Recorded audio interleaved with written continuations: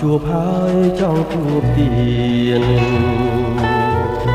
មិនចង់ឃ្លានពីស្នេហានឹកអាឡ័យជាប់ចិន្តាបែបទេបងនៅនឹកមិនភ្លេច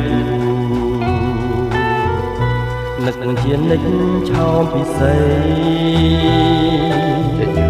គេមិនលក់រាល់រាត្រីអាឡ័យស្នេហ៍មិនអស់អាឡ័យថ្លៃជីវិតធ្លាប់នៅចិត្តបំពេថ្ងៃណាទៀតនឹងបានជួបស្នេហ៍ជាថ្មីតែมันកើតឲ្យចាប់ធ្វើម៉េច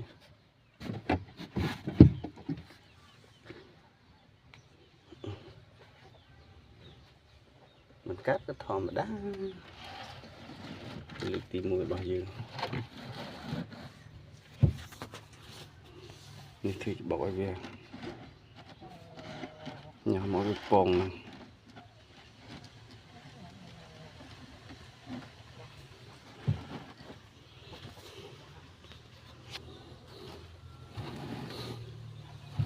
ជោគជ័យខ្ញុំធ្វើវីដេអូប្រាប់បងប្អូនទៀត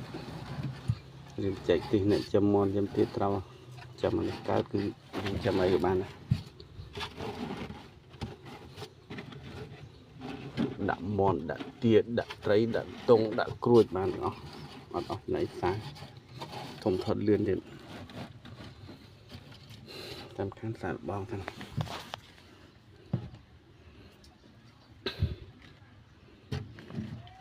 អានេះធ្នាក់វារៀងឈ្ងុយកាកបន្លែក្នុងហ្នឹង